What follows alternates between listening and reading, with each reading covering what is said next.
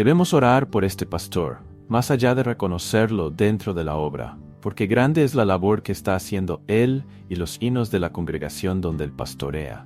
El Señor Jesucristo te fortalezca y use grandemente para su gloria.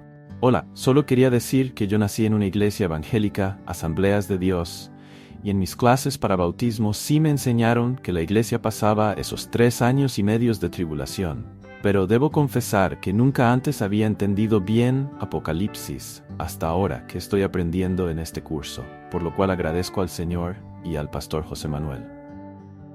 Y que hay tantos vídeos en YouTube, que después de verlos me habían dejado más confundida aún, pues algunos dicen que sí. No me canso de escucharlo.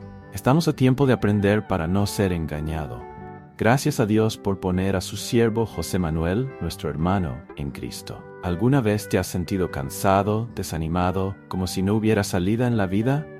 Pero quiero que recuerdes algo. Dios siempre está cerca de ti, incluso cuando no lo sientes. La historia de una persona que lo perdió todo, pero encontró vida en el amor incondicional de Dios, es un recordatorio poderoso. Cuando abrimos nuestro corazón para recibirlo, Él nos transforma desde adentro, trayéndonos esperanza y paz. Deja que Dios sane tus heridas y te guíe hacia una vida llena de bendiciones. ¿Qué pretenden? ¿Qué pretenden los yihadistas? ¿Qué pretende Rusia con todos estos movimientos que justamente se han dado en estos tiempos y a la misma vez? Bueno, la Biblia dice lo que pretenden y a lo que apunta todo esto. Vamos a orar un momentito y pedir que en esta tarde el Señor nos ayude a exponer el tema y a poder entenderlo, y a darnos cuenta de que estamos viviendo en tiempos pues muy interesantes de cumplimiento de palabras proféticas. Señor, te damos muchas gracias por el privilegio que nos das de estudiar tu palabra. Queremos, Señor, que tú abras nuestra mente, nuestro entendimiento, para que podamos comprender a la luz de tu palabra todas esas cosas que tú has puesto en ella para prepararnos para vivir en estos tiempos finales, Señor. Señor, sobre todo te pedimos mucha sabiduría para poder entender el mensaje que hay detrás de cada letra, detrás de cada capítulo, detrás de cada versículo, para que, como dice tu palabra, aquel día no nos sorprenda como ladrón en la noche, sino que podamos estar velando y orando, sabiendo cuáles son los movimientos, qué naciones tendrán algo que ver en los últimos tiempos y cuál es nuestra función en esta tierra, Padre. Danos sabiduría para explicar, sabiduría para entender, Señor, y que tengamos deseos de aprender de tu palabra. Te lo pedimos en el nombre bendito de Jesús. Amén y amén. Aleluya. Es interesante notar en este estudio que estoy haciendo cada día la cantidad de características que menciona la Biblia sobre Ismael. El domingo pasado vimos una muy interesante basada en Génesis 16, donde se le llama Pere Adam, hombre salvaje. Y explicamos algo que yo creo que quedó claro, pero para los que no estuvieron y también para refrescar la mente, en el hebreo, en el idioma en el que se escribieron los primeros libros de la Biblia, el adjetivo siempre va detrás del sustantivo, no es como en el inglés que se puede alterar. En hebreo primeramente va el sustantivo y después va el adjetivo, pero en esta ocasión, no por un error, sino a propósito, con toda intención, el Señor permitió que el adjetivo fuera delante y el sustantivo detrás. En la traducción en español dice que sería un hombre fiero o un hombre salvaje. En el texto original dice salvaje hombre. Dice, bueno, es lo mismo. No, no es lo mismo. El orden de las palabras en la Biblia tiene una razón de ser. No es que se pusieron las cosas porque se tenían que poner así o a alguien se le ocurrió, no. El orden, el tamaño de las letras, no todas las letras de la Biblia tienen el mismo tamaño. Hay versículos que algunas letras son muy grandes y versículos donde las letras son muy pequeñitas, incluso en una misma palabra. Eso no se aprecia en español. Pero en el texto original hay palabras donde una letra es muy grande y la siguiente es muy chiquitita, y todo eso tiene una explicación. Hay palabras que tienen puntos, muchos puntos, unos por arriba, unos por abajo, y todo eso lamentablemente no se puede transmitir en nuestra lengua. Pero cuando uno profundiza en la riqueza del texto original, realmente uno dice, Dios mío, qué sabio fuiste tú cuando escogiste este idioma del cual se han sacado tantas y tantas traducciones y versiones, y ha sido traducida tu palabra en este momento, pues yo calculo que en más de 3.500 idiomas. Increíble, ¿no? Ahora, fijaros que lo que intenta destacar el texto es la forma de operar, la forma de vivir de los ismaelitas, que son los árabes. Dice, yo haré de ti una gran nación. Esa gran nación, por cierto, que tiene más de 2.150.000 kilómetros cuadrados, es Arabia Saudita. Y vemos que en comparación Israel es una rayita en el mapa con escasos 25.000, 24.000 kilómetros cuadrados, es decir, la desproporción es tremenda, ¿no? Y vemos que los ismaelitas siempre se caracterizaron a lo largo de la historia por ser auténticos salvajes. Todo esto que estamos viendo de cómo decapitan a la gente, cómo los torturan, cómo los arrastran por las calles, cómo los van mutilando, cómo los queman, cómo los ahorcan, esto no es nada nuevo, ¿sí? Esto ha sido lo que siempre han hecho los ismaelitas. Yo sé que es algo que en el siglo XXI choca, impacta, pero si tú estudias la historia de los árabes, si tú estudias la historia, el desarrollo del Corán a lo largo de estos últimos siglos, el Corán se ha extendido siempre a base de cuchillo. Todo se arregla en el Corán con la espada en la mano. Aquí no existe diálogo, no hay misericordia, no hay gracia. Aunque, curiosamente, cuando van a decapitar a un infiel, siempre dicen en nombre de Alá, el infiel y el misericordioso, y te cortan la cabeza. Es decir, que son simplemente títulos, pero que a la hora de la verdad en el Islam no existe la misericordia, no existe el perdón. La peor desgracia que le puede suceder a una persona que practica el Islam es caer en las drogas o en el alcohol o caer en una miseria económica, porque no hay ayuda posible, ¿sí? No hay posibilidad de perdón, no existe el perdón en el Corán, no existe perdón en la mentalidad ismaelita. Ismael fue siempre habitantes del desierto, siempre se dedicaban al pillaje, a violar, a asesinar, a matar, a mutilar, y a base de terror y a base de crear pánico, pues debilitaban al enemigo. Así que esto el domingo vimos cómo la Biblia define que Ismael sería un Pere Adán, como dice la Biblia, un salvaje hombre, un hombre despiadado, un hombre sin misericordia, y lamentablemente vemos que la historia corrobora lo que la Biblia dice. Ahora, quiero dejar algo bien claro, no es que Dios destinó a Ismael y a su descendencia para que fueran así, no es que dijo, van a ser así porque yo lo decreto, no, sino que Dios, que conoce las cosas desde antemano, viendo su comportamiento a lo largo de la historia, lo definió de antemano. No es que Dios dijo, bueno, este será un salvaje, y este será bueno, y este se salvará, y este se condenará. No, no, no, no. Dios respeta el libre albedrío de las naciones. Dios respeta la individualidad de las personas. Pero el Señor, que lo sabe todo, presente, pasado y futuro al mismo tiempo, cualidad que nosotros los seres humanos no tenemos. Yo veo solamente el presente, ya el pasado dejó de existir, no lo veo, y el futuro tampoco. Pero Dios lo ve todo al mismo tiempo, no hay nada que pase desapercibido ante los ojos de Dios. Él está viendo ahora mismo a Adán en el jardín del Edén, y nos está viendo ahora mismo aquí, y está viendo la batalla de Armagedón al mismo tiempo. Todo en Dios es tridimensional, todo lo ve al mismo tiempo. Él dijo, este personaje, esta descendencia, serán auténticos salvajes. Y estamos viéndolo, ¿no? Las cosas que estamos viendo, y esto no ha hecho más que empezar, es algo realmente tremendo. Porque en su mentalidad no entra el diálogo. Por ejemplo, para ponerles un ejemplo cercano, estos días hemos oído hablar muchísimo de este grupo terrorista llamado Hamás. La palabra Hamás aparece en la Biblia, hoy justamente la leía. La palabra Hamás significa violencia. El grupo Hamás se creó, se inventó para destruir. El grupo Hamás se construyó, se inventó, se hicieron los estatutos, etcétera, para destruir y aniquilar al Estado de Israel. Ese es el objetivo de Hamás. Hamás sabe muy bien destruir, pero no sabe edificar. Hamás no respeta alto al fuego, no sabe lo que es la paz, no sabe lo que es la concordia, no sabe lo que es la misericordia, no sabe lo que es el perdón. Al contrario, cualquiera que ellos noten que afloja, que se pone blandito, que renuncia a sus ideales, lo pasan por el cuchillo y uno más. En estos últimos años, en la franja de Gaza, Hamás ha matado a más de 1.800 personas de ellos. No tienen nada que ver con israelitas ni con cristianos, sino con personas que ellos creían que ya no estaban en el nivel de ira y de violencia. ¿Por qué? Porque en el mundo islámico se venera la muerte, en el mundo bíblico se venera la vida. Yo he venido a darles vida y vida en abundancia. En el mundo del Islam es todo lo contrario. El héroe, el que verdaderamente da su vida por la causa, ese es el héroe. A ese se le ponen en las casas, en las mezquitas, su fotografía, a ese se le venera, a ese se le respeta, ese es el héroe. Tenemos en la Biblia una lista de héroes, Hebreos capítulo 11, los héroes de la fe. En el Islam también hay héroes, pero son los que se han inmolado imitando, porque cada terrorista que quiera inmolarse intenta imitar el sacrificio de Isaac. Vemos en la palabra de Dios, en el Corán no lo dice así, pero la fuente original es la Biblia, no el Corán. El Corán se escribió siglos después de la Biblia, muchos siglos después. En el texto original, en la fuente, dice que el hijo que subió al monte Moriah para ser sacrificado por su padre Abraham fue Isaac. En el Corán no dice eso, en el Corán dice que fue Ismael, y lo creen. Entonces ellos creen que a través del sacrificio uno obtiene méritos.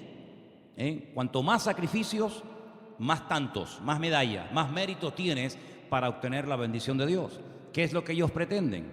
Conquistar el mundo para la causa del Islam. Me preguntaba hace unos días, Señor, si tú sabías que Ismael iba a tener tanto deseo y tanto obsesión por extender su religión por el mundo, ¿por qué no escogiste a Ismael para que extendiera tu palabra por la tierra y escogiste a Isaac, que no tiene ningún deseo de que la palabra de Dios corra por todas las naciones de la tierra? Es así, los judíos no tienen ningún deseo de evangelizar, de hacer proselitismo a nadie. No le hablan a nadie, no tienen ningún deseo de que nadie en nuestro vocabulario se convierta. Los musulmanes sí. El objetivo de los musulmanes a corto plazo es extender un califato, desde ahí proyectar células y grupos por todas partes del mundo, y el primer objetivo es alcanzar Europa.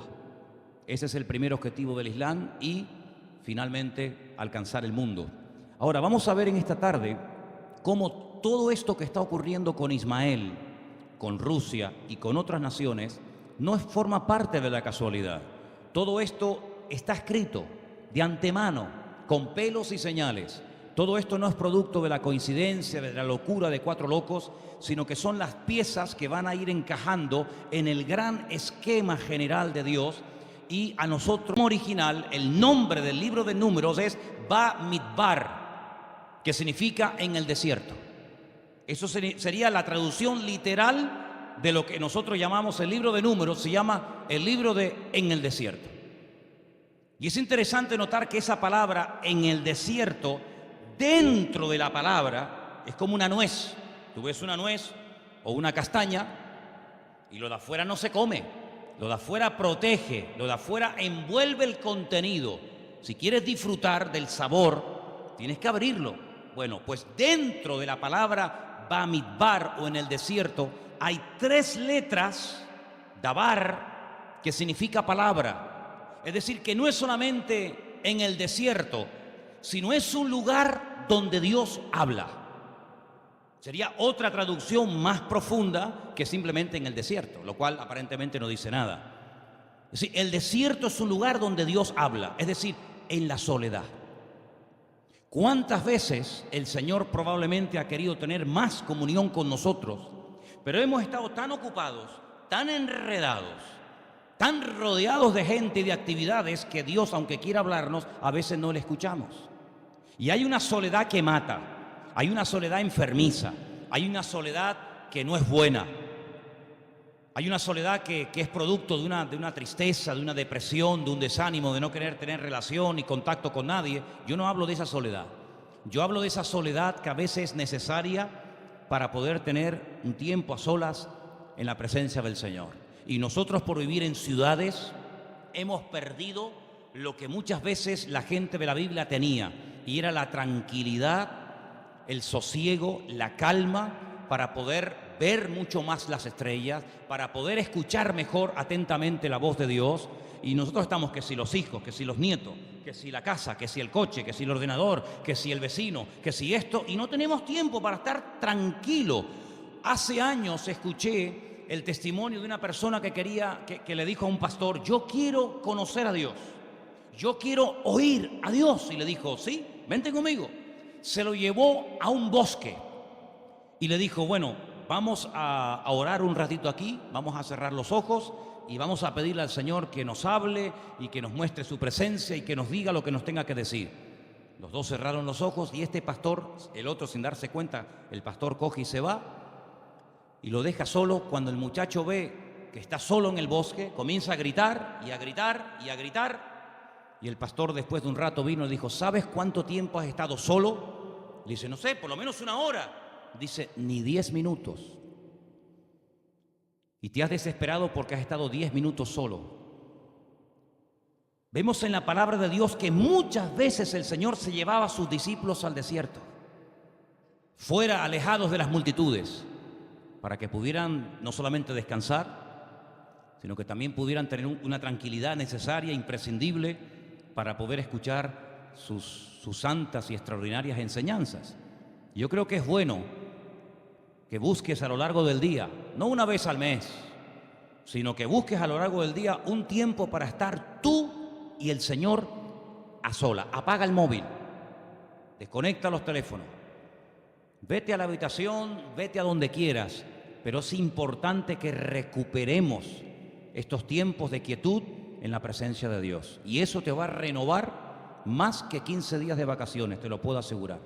De hecho, lo mejor de las vacaciones no es no hacer nada, sino tener tiempo de tranquilidad para escuchar más la voz del Señor. ¿Cuántos dicen amén? Porque un minuto en la presencia del Señor puede arreglar más que 10.000 conversaciones. Un minuto en la presencia del Señor puede transformar un matrimonio. Y muchas tormentas que no hay forma de calmarlas, si estuviéramos más tiempo en tranquilidad con el Señor, permítame la expresión, otro gallo cantaría. Ahora, fijaros, dice que Ismael se fue a vivir al desierto. Esto tiene sus pros y tiene sus contras. Tiene la ventaja de que si vas a un lugar tranquilo para escuchar la voz de Dios, Dios te va a hablar y te va a ministrar. Pero Ismael no fue al desierto porque buscaba escuchar la voz de Dios, no. Ismael se fue al desierto porque por allí paraban o pasaban las caravanas que venían de un continente a otro y allí él estaba agazapado y bajaba, atacaba las caravanas, le robaba los suministros y allí se movía como pez en el agua. Porque Ismael, la característica del ismaelita en la Biblia es el ataque por sorpresa, el factor sorpresa. No lo ves venir. Cuando te das cuenta ya es tarde, ya lo tienes dentro. Esta es una de las tácticas del enemigo. A veces por el tiempo que vas a llevar en el Señor, por el discernimiento que vas a desarrollar, por la experiencia que vas a adquirir sí o sí, vas a ver ciertos y determinados peligros. Es como cuando solemos decir, le estoy viendo las orejitas al lobo, ¿sí o no? A veces ves una parejita o ves unos jóvenes o ves a alguien que dice, aquí se va a armar una movida porque esto lo veo venir, ¿sí o no? A veces las que sois madres os dais cuenta de cositas, ¿no? Pero sabes, una táctica favorita del enemigo es colarse y no sabes ni por dónde se metió. Esa es la táctica favorita de Ismael, el ataque sorpresa. Y fíjate qué interesante, porque por algo lo dice la Biblia, dice que se perfeccionó como tirador de arco. Sí, no desarrolló técnicas para la pelea cuerpo a cuerpo. Es interesante notar que cuando tú ves los enemigos con los cuales tenía que enfrentarse el pueblo de Israel, te animo a que lo hagas con tranquilidad.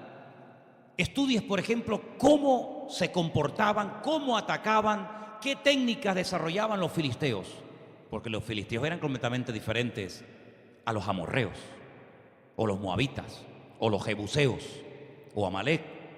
¿Qué técnica desarrolló Ismael? Nunca el cuerpo a cuerpo. Nunca preparó soldados para enfrentarse cuerpo a cuerpo con Israel, sino lo que hacía se perfeccionó en el tiro con arco. Y aquí hay algo muy interesante. He estado buscando en la Biblia algunos versículos que mientras leía esto me pasaban por la mente y quiero llevarles un momentito, por favor, a un versículo que encontré en el día de hoy muy interesante. Primera de Reyes 22, y quiero que alguien me lo lea, por favor. Primera de Reyes 22, 34. Escuchen este versículo. Primera de Reyes 22, 34, por favor, y así participamos un poquito todos. Eloy, ¿lo tienes? ¿Qué dice, por favor?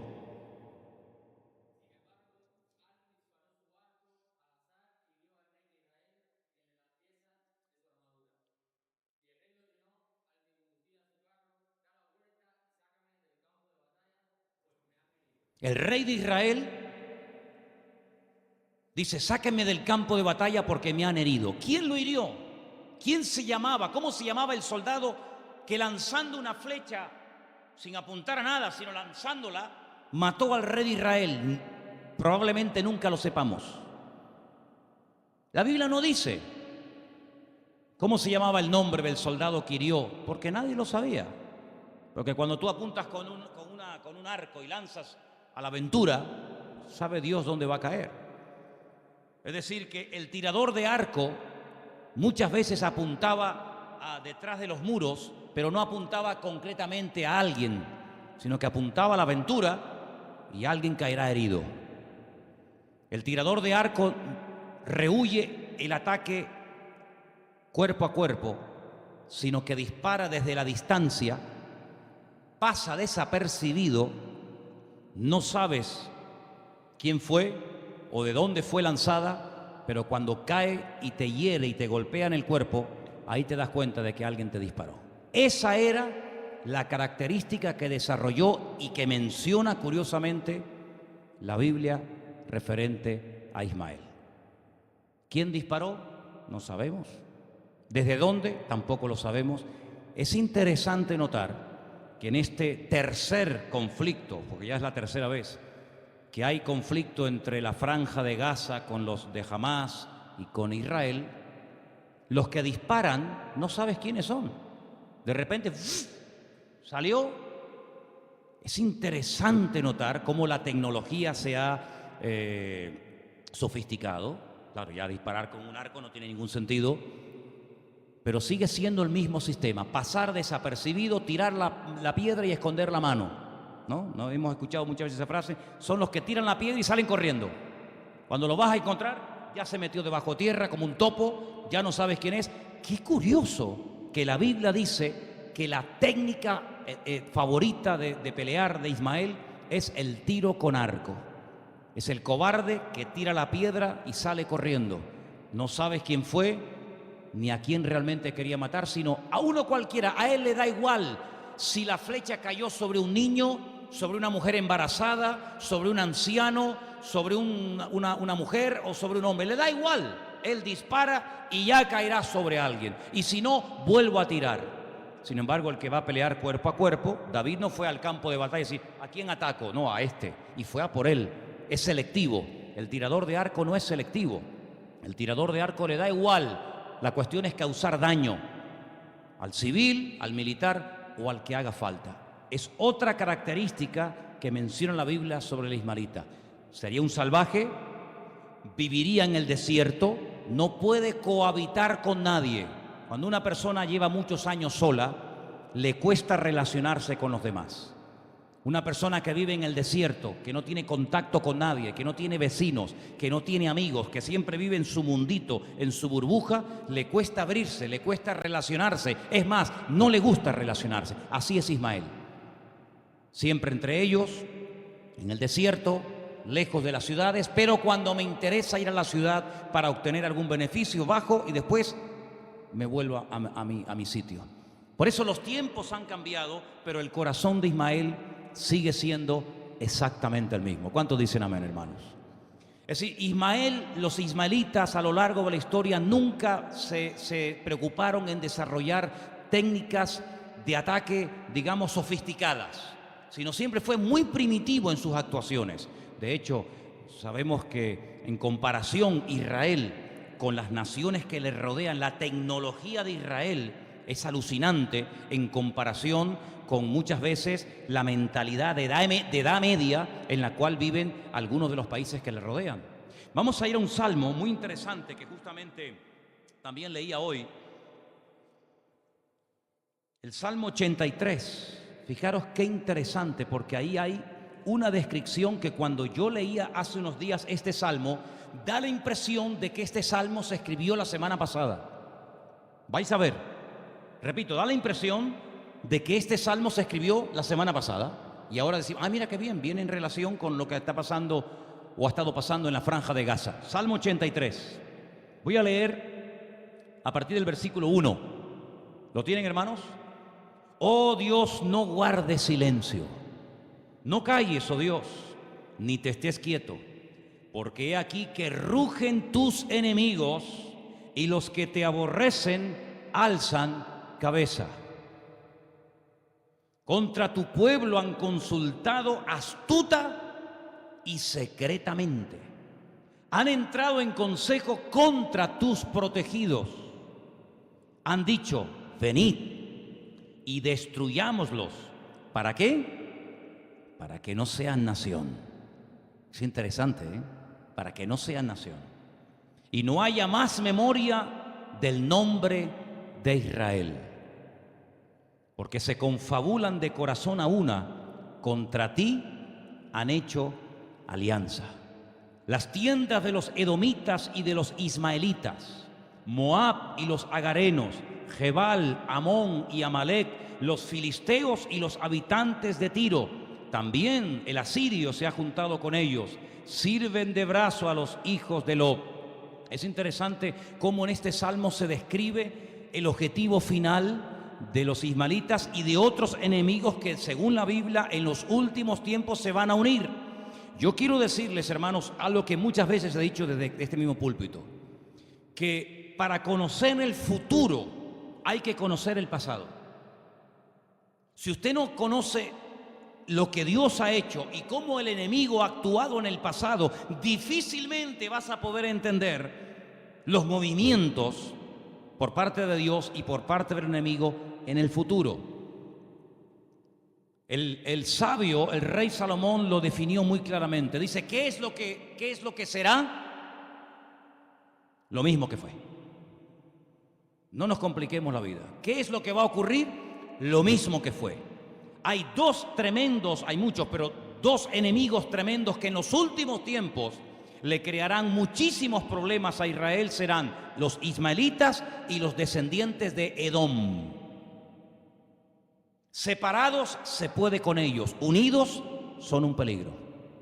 Y eso es lo que va a ocurrir en los últimos tiempos, lo que ya ocurrió en el libro del Génesis. ¿Con quién se casó Esaú?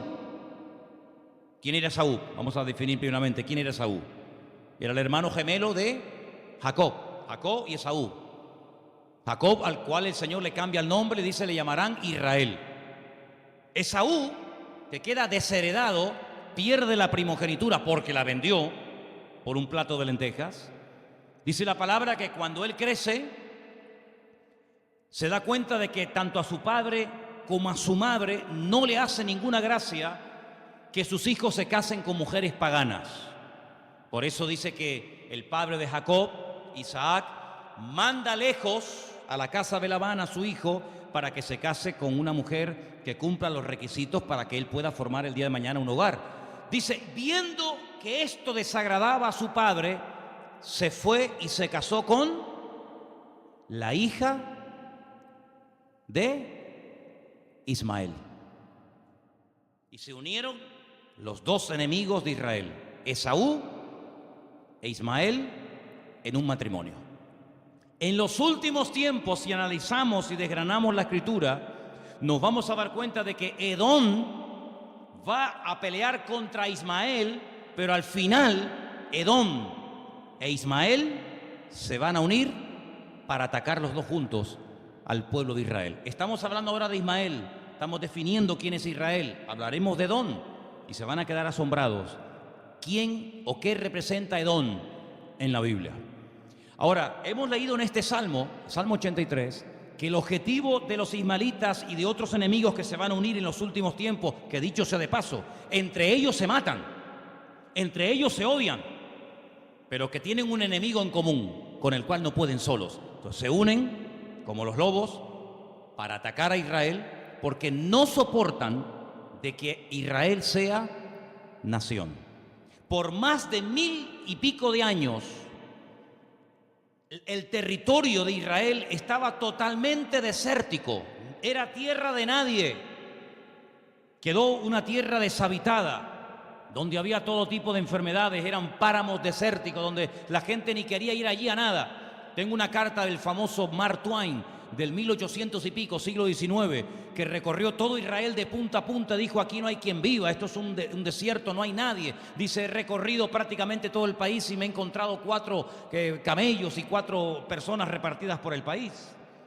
Sin embargo, en el momento en el que decide Israel, o Dios permitió que Israel se volviera a levantar de entre los muertos, de las cenizas, en ese momento Ismael se pone en pie de guerra. Ahora, Ismael en los últimos tiempos, es decir, las naciones árabes en los últimos tiempos también tendrán aliados, personas que les ayuden. Y uno de los que, según la Biblia, dice la Biblia, que apoyará y ayudará a los árabes será el oso. ¿Quién es el oso?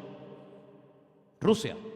Y ahí estamos viendo cómo el oso se ha vuelto a poner de pie y cómo quiere volver otra vez a recuperar los cachorritos que perdió, sus antiguas repúblicas. Y vemos que no se corta un pelo, vemos que atacan otro país porque buscan una salida, y la palabra de Dios nos enseña que esa nación, junto con otras, vendrán de la tierra del norte, dirección a la tierra prometida, específicamente a la ciudad de Jerusalén. Lo que le queda al pueblo de Israel sufrir, lo que le queda a Israel es, hermano, realmente tremendo, te pone los pelos de punta. Pero después vamos a ver algunos versículos para que veáis lo que va a ocurrir con esas naciones que van a atacar sí o sí al pueblo de Israel. Pero fíjense qué interesante. En Nehemías capítulo 4, vamos a ir al libro de Nehemías, por favor. Eso está en el Antiguo Testamento, ¿verdad? Como todos sabemos. Libro de Nehemías, me gustaría que alguien me buscara en el capítulo 4, versículos 7 y 8. Nehemías 4, versículos 7 y 8. Por favor, alguien que se ponga de pie y me lea esos versículos. Fijaros qué interesante.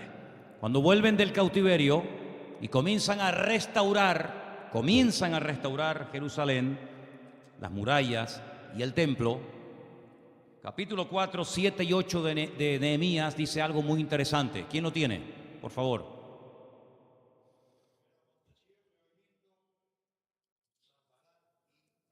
Tobías, amonitas, Asdoc,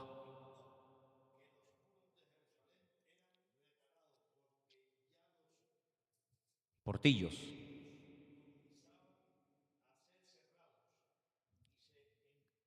colerizaron mucho, se enfadaron, vaya. Y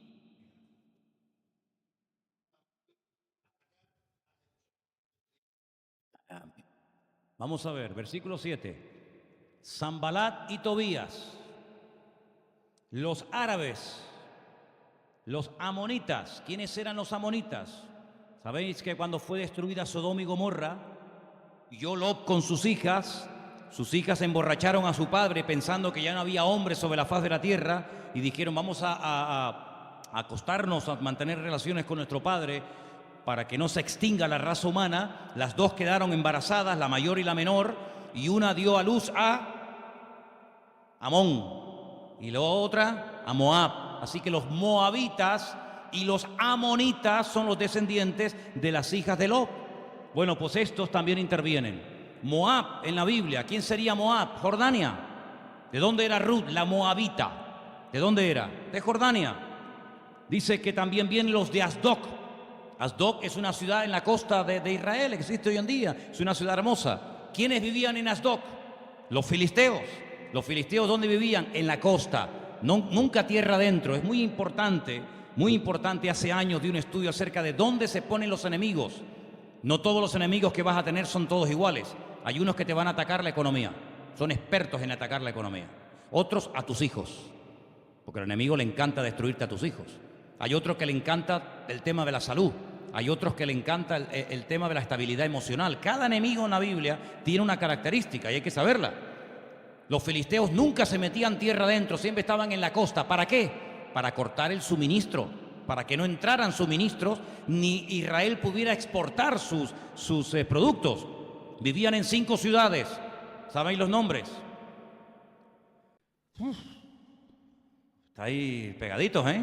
A ver, Gaza, Asdoc, Ashkelón, Gat y Ecrón. A ver, dígalo conmigo. Gaza, Asdoc, Ashkelón, Gat y Ecrón, las 5 ciudades portuarias donde vivían los filisteos. Dice que esta gente viene. ¿Por qué vienen? Porque vieron que los muros de Jerusalén eran reparados, es decir, los muros proporcionaban seguridad. Cuando Israel tenga, entre comillas, seguridad, ahí vendrá el ataque. Porque ya los portillos comenzaban a ser cerrados, se encolerizaron mucho, no soportaban ver que los demás les iba bien en la vida. El enemigo no soporta verte que vas bien. El enemigo quiere verte hecha polvo, desanimada, triste, decaída, deprimida. Eso es lo que le gusta al enemigo. En cuanto te ve alegre, en cuanto te ve gozoso, en cuanto te ve que te tomas en serio tu vida, con tu relación con el Señor, en cuanto ve que vas a por todas, ahí viene el ataque. Es así, tienes que saberlo. Conspiraron todos a una. Pero si se llevaban mal los filisteos con los amorreos, eran enemigos, no se soportaban, pero se unieron todos a una para venir a atacar ¿a dónde? A Jerusalén y hacerle daño. Es increíble. Entonces, ¿qué es lo que será? Lo mismo que fue. Tú miras los enemigos que representan, que simbolizan a estos enemigos del tiempo de Nehemías, y son exactamente los mismos enemigos con los cuales hoy en día el pueblo de Israel tiene problemas. Los mismos. Han cambiado los tiempos, han cambiado algunos nombres, pero siguen siendo exactamente el mismo. Porque el espíritu o los espíritus que obran, que operan a través de estas naciones siguen siendo los mismos. El objetivo es el mismo. No soportan que haya un país llamado Israel y que haya un Dios que se identifica con ese pequeño pueblo llamado Israel. ¿Por qué? Porque para ellos es una humillación que su Dios, que Alá y que su libro sagrado, el Corán, no pueda con una pequeña minoría de 7 millones de personas en comparación con cientos y con 1.000 millones de musulmanes sobre la faz de la tierra. ¿Cómo 1.000 millones no pueden contra 7 millones? Esto es algo que no me cabe en la cabeza. Pero dice la Biblia que ellos vienen con sus fuerzas, pero con nosotros está la mano del Señor. ¿Cuántos dicen amén? Pero eso no significa de que Israel en los últimos tiempos no va a sufrir angustia, ataques de todo tipo. Porque vamos a ver, y ahora se van a quedar sorprendidos, que el que permite que ataquen a Israel, el que permite que aprieten a Israel, ¿saben quién es? Algunos dirán, el diablo. No, señor. ¿Quién es el que permite que a Israel la metan como en un callejón sin salida, que se vea como más sola que la una, que le ataquen por tierra, mar y aire, por el norte, por el sur, por el este, por el oeste, desde adentro, desde afuera? ¿Quién permite todo eso? El único que puede permitir las cosas. ¿Quién es? Nuestro Dios. ¿Cuántas veces lo hemos dicho? El diablo no puede hacer lo que le da la gana. ¿Cuántos dicen amén? Ni una hoja de un árbol se cae sin permiso del Señor. Es que estaba amarilla, estaba muerta, estaba seca y se cayó. No, se cayó porque Dios permitió que se cayera. Todo cuanto ocurre en la vida de un hijo de Dios no ocurre por casualidad. Hasta que no creamos eso, hasta que no interioricemos y creamos verdaderamente que yo como hijo, como hija de Dios, todo cuanto pasa en mi vida, si estoy en línea con Él, es porque Dios tiene un propósito, no vamos a sacarle el jugo a la vida. Vamos a estar bien cuando desde nuestro punto de vista las cosas vayan bien. Pero vamos a estar hechos polvo cuando desde nuestro punto de vista humano y carnal creamos que las cosas van mal. Pues te voy a decir algo para romperte los esquemas. Cuando las cosas te van bien, a lo mejor te van mal. Y cuando las cosas te van mal, a lo mejor te van estupendamente. Porque ¿qué es el que las cosas nos vayan bien? Que hablen bien de nosotros, que no nos critiquen, que no digan calumnias ni mentiras, que tengamos dinero, salud, trabajo, que nuestros hijos se porten bien. Eso es desde nuestro punto de vista que las cosas vayan bien. En el momento que no tengo trabajo, no tengo dinero, ya no puedo hacer tantos caprichitos como me hacía antes, tengo un hijo que está dándome un poquito la lata, tengo un problema de salud y no sé qué, ya las cosas me van mal. ¿Y quién te enseñó a ti eso? Por esa regla de 3, el peor de los pecadores fue Job. Los hijos se le murieron todos, los 7. La mujer lo abandonó. Él enfermó. Los amigos se les pusieron en su contra. Las casas que tenía, sus propiedades, se le derrumbaron todas. Los animales se le murieron en el campo. Las cosechas se pudrieron. Peor le puede ir a una persona en la vida. ¿Y quién permitía todo eso? Dios. ¿Qué es lo que pretende Dios? Que en la angustia invoquemos su nombre. Eso es lo que pretende Dios. Si no lo habéis hecho en la prosperidad, si no lo habéis hecho en la bendición, sino que os habéis creído, mi poder y mi fuerza me ha permitido llegar hasta aquí, estás perdido. El Señor nunca pierde, Él siempre gana todas las batallas. ¿Cuántos dicen amén? Y por eso Israel va a tener que entrar en un tiempo de apretura, bíblicamente dice en un tiempo de angustia de Jacob. Pero quiero llevarte a Zacarías capítulo, bueno, hay varios capítulos, pero vamos al libro de Zacarías, capítulo 12. Leía hoy estos versículos, son tremendos, tremendos. El libro de Zacarías está el penúltimo del Antiguo Testamento, el penúltimo, Zacarías y después Malaquías y después ya entraríamos en Mateo. En el capítulo 12, que los hombres le han puesto el siguiente título, Liberación futura de Jerusalén. Léete todo el capítulo, yo no lo voy a leer todo, pero léete todo el capítulo 12 esta noche antes de acostarte en tu casa de Zacarías. Permítame la expresión, vas a alucinar, vas a quedar sorprendido. Por ejemplo, Zacarías 12:3. En aquel día yo pondré a Jerusalén por piedra pesada a todos los pueblos. Los que se la cargaren serán despedazados. Bien que todas las naciones de la tierra se juntarán contra ella. Todas las naciones de la tierra se juntarán contra Jerusalén. Dice, pero no puede ser. Pues sí, Señor, lo dice la Biblia. Todas las naciones de la tierra pelearán contra la ciudad de Jerusalén. Versículo 9, por si no te ha quedado claro. En aquel día yo procuraré destruir a todas las naciones que vinieren contra Jerusalén. Naciones enteras. Hay un dato que el Antiguo Testamento no nos da, pero gracias al Señor tenemos más información que nos proporciona el Nuevo Testamento. Dice 200 millones de personas. Dice, ¿cuánto? 200 millones de soldados atacarán a Israel en los últimos tiempos. Será la madre de todas las batallas. Jamás ha habido un ejército tan numeroso peleando contra un pueblo tan pequeño como Israel. Nunca. A veces hay en la Biblia ejércitos de 1 millón de personas que vinieron a atacar a Israel. Pero 200 millones, en primer lugar, nunca podían haber ido 200 millones a atacar a Israel, porque en los tiempos de la Biblia la población mundial no llegaba a ese dato, a esa cifra. Imposible. Nunca hubo en los tiempos de la Biblia 200 millones de habitantes en el planeta Tierra. Nunca. Por lo tanto, era imposible. Por eso cuando Juan en la isla de Patmos le revela al Señor que en los últimos tiempos 200 millones de personas van a pelear contra Jerusalén, él se queda como diciendo, 200 millones. Dice, pero el número que oí era fiel y verdadero. Como diciendo, ya sé que es aparentemente una contradicción, una exageración, pero en aquellos tiempos 200 millones era una locura. Pero ¿cuántos habitantes hay ahora mismo en el mundo? Más de 6.000 millones de habitantes. Más de 6.000 millones de habitantes. Por lo tanto, si a ti, Juan, te sorprende que 200 millones van a ir contra Jerusalén, imagínate si te dijera que algún día en la humanidad habría más de 6.000 y pico millones de habitantes poblando los 5 continentes de la tierra. Ni te lo creerías. Eso es lo que dice la Biblia. Versículo 10. Derramaré sobre la casa de David y sobre los moradores de Jerusalén espíritu de gracia y de oración. Amigo, es que si no te pones a orar con la que te viene encima, lo llevas crudo. Señor pondrá un espíritu de oración tremendo y dice, mirarán a mí a quién traspasaron. Esto es una palabra profética, ¿cumplida o no cumplida? Totalmente. Mirarán a mí, ya no mirarán al tío San, ya no podrán mirar a ninguna parte. Ya es tiempo de que me miren a mí.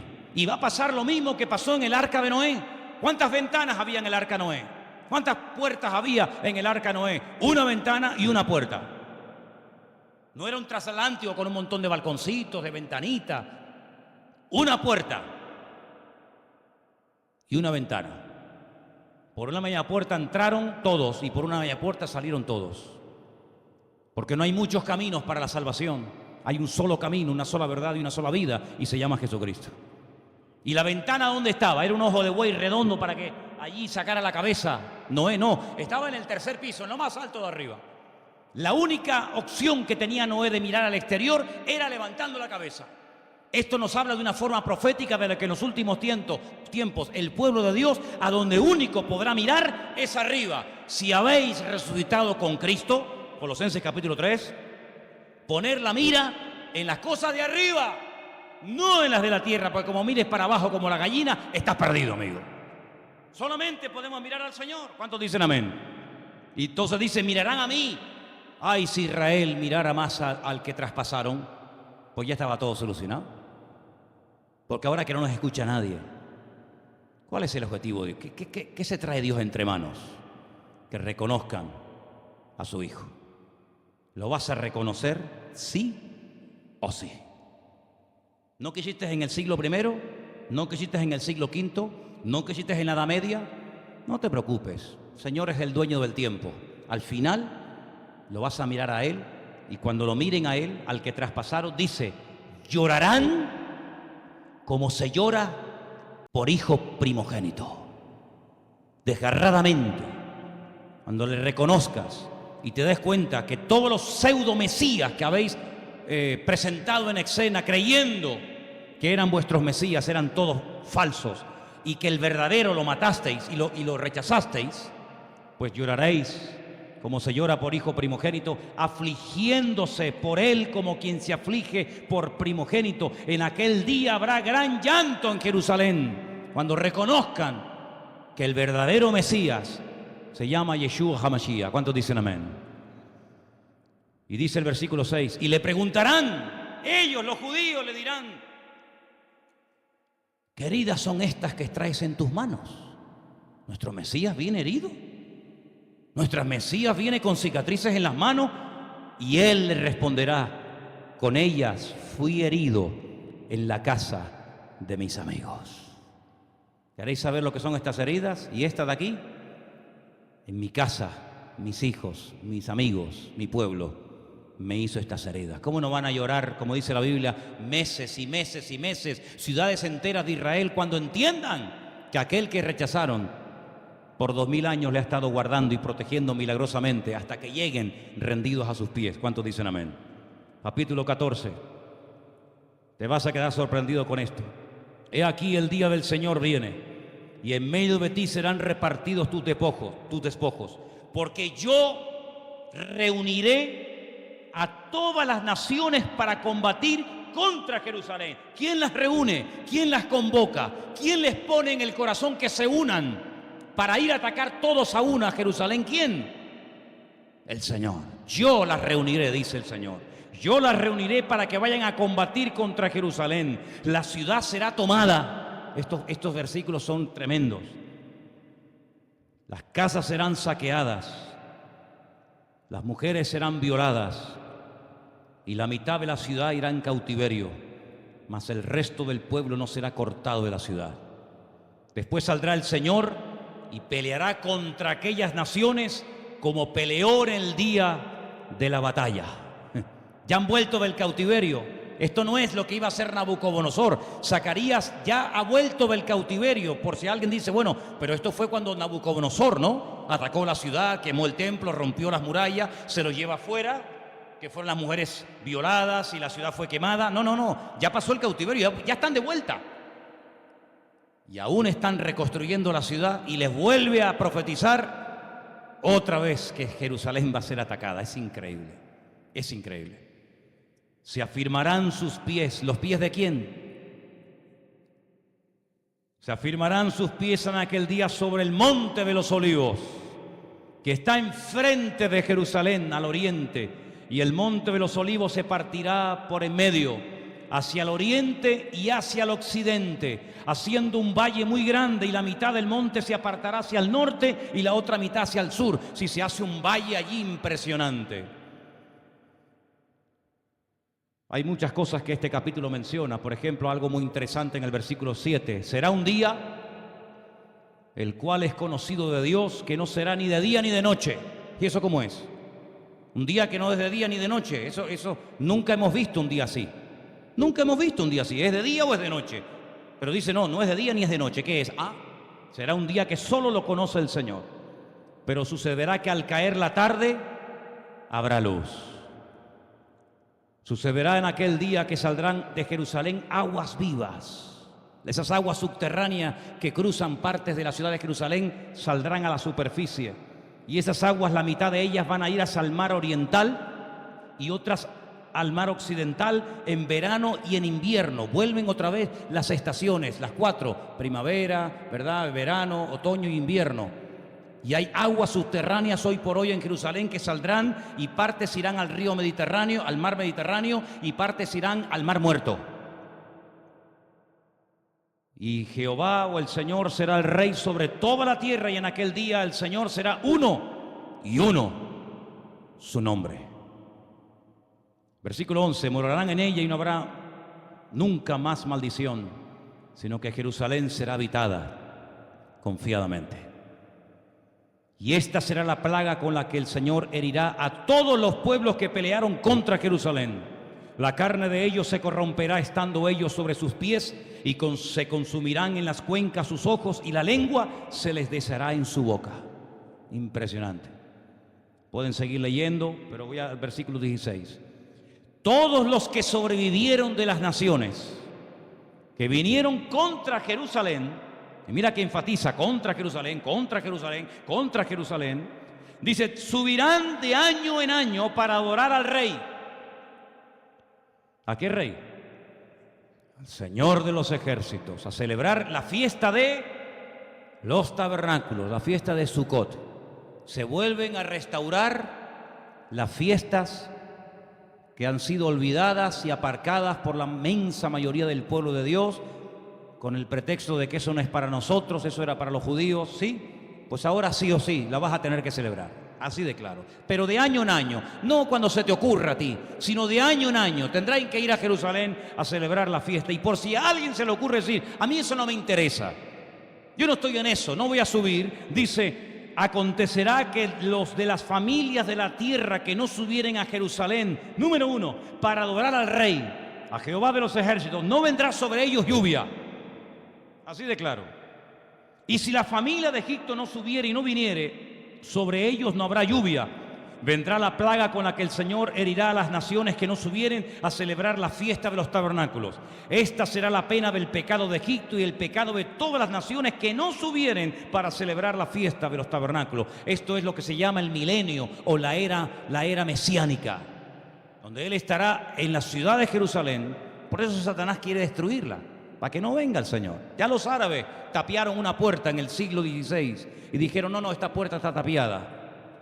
Y pusieron un cementerio por delante. Y los hombres han tomado, entre comillas, precauciones para evitar que el Señor venga. Que tomen todas las precauciones que quieran. Las naciones vienen a destruir, ¿qué ciudad? Jerusalén. ¿Por qué? Porque Jerusalén es la ciudad del gran rey. Y si no hay ciudad, el rey no viene. ¿A qué ciudad viene si no existe? Sería demostrar que Dios miente, sería demostrar que la palabra no es veraz.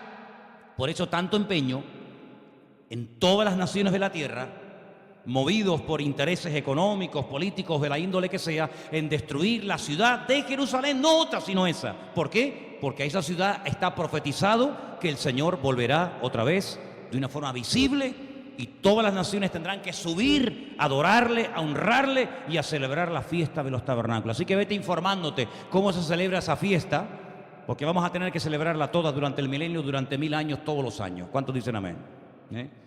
Así que podríamos hablar mucho más acerca de esto, pero no quiero atiborrarles con muchos más datos. Solamente lo que quiero es que vayan reconociendo la forma de operar, la forma de actuar de Ismael, cuáles son las naciones que en los últimos tiempos jugarán un papel vital. ¿Por qué Irak no levanta cabeza? Lo dice el profeta Jeremías, porque será una tierra donde no se podrá sembrar. ¿Qué se siembra en Irak? Nada. Irak no produce nada. Es interesante notar que las civilizaciones que intentaron cultivar la tierra de Israel mientras los judíos estaban en el exilio, no había cosecha, la tierra no era productiva. En el momento en el que entraron no los propietarios, sino los que Dios dijo que tenían que vivir allí, el desierto reverdeció. ¿Por qué? Porque la tierra funciona, las cosas funcionan cuando estamos en el sitio que Dios quiere que estemos. Y cuando estamos fuera del sitio en el que Dios quiere que estemos, aunque lo intentes, no funciona. Así que, amados hermanos, Ismael, en los últimos tiempos las naciones árabes van a jugar un papel fundamental. Ya han llegado los yihadistas hasta Siria. Ya han tomado un paso que une la frontera de Israel con Siria. Ya se están moviendo las fichas en todas partes del mundo. Y vamos a ver cosas muy interesantes en los próximos días, en las próximas semanas, en los próximos meses. Cómo las naciones que menciona la Biblia van a comenzar a unirse. Aún no ha levantado cabeza China, pero ya veréis cómo también entra en acción. China está comprando cantidades astronómicas de petróleo. No se pueden imaginar la cantidad de toneladas y de barcos de petróleo que está comprando China, porque también China, según los últimos tiempos, jugará un papel fundamental. No se olviden de esta cifra, 200 millones